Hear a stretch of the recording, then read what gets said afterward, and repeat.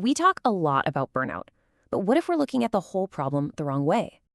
You've probably heard of the infamous 996 work culture, an intense schedule that's caused a huge stir. People are pushing back, even creating things like an anti-996 license for software to show their stance. But here's a thought. What if the long hours aren't actually the real problem? I mean, if work is just a grind for a paycheck, of course long hours feel brutal. The real trap isn't the hours. It's feeling forced and unfree, no matter where you are. So the goal is to become a joyful worker, someone who finds their own meaning in their job. So how does this work in the real world? Let's take a look at the story of an anesthesiologist named Miles. Miles dreaded one part of his job, the emotional weight of meeting patients and their families after surgery.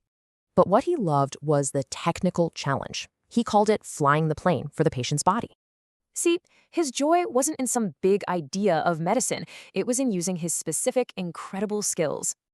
This brings up a huge question about burnout, especially in high-stress jobs. A recent study found 52% of doctors show signs of it. But here's the thing. Some people work those same long hours and don't burn out, so it's not the time.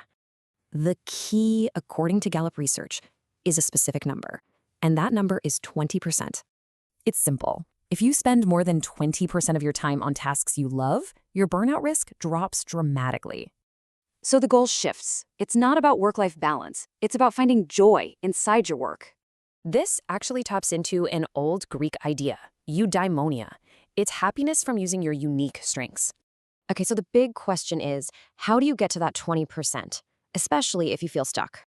Well, here's a wild disconnect. Most of us can actually change our tasks, but for some reason, we just don't. Here's a simple plan. For 1 week, track everything you do. Then sort it into 2 lists, love and loathe. The next step is to get creative. How can you weave things you love into the stuff you loathe? And remember, a strength isn't just what you're good at. It's what actually energizes you. Just imagine a world where things are made by people who are truly fulfilled, not just getting through the day. So that leaves one last question for you. What's in your 20%, and how can you grow it?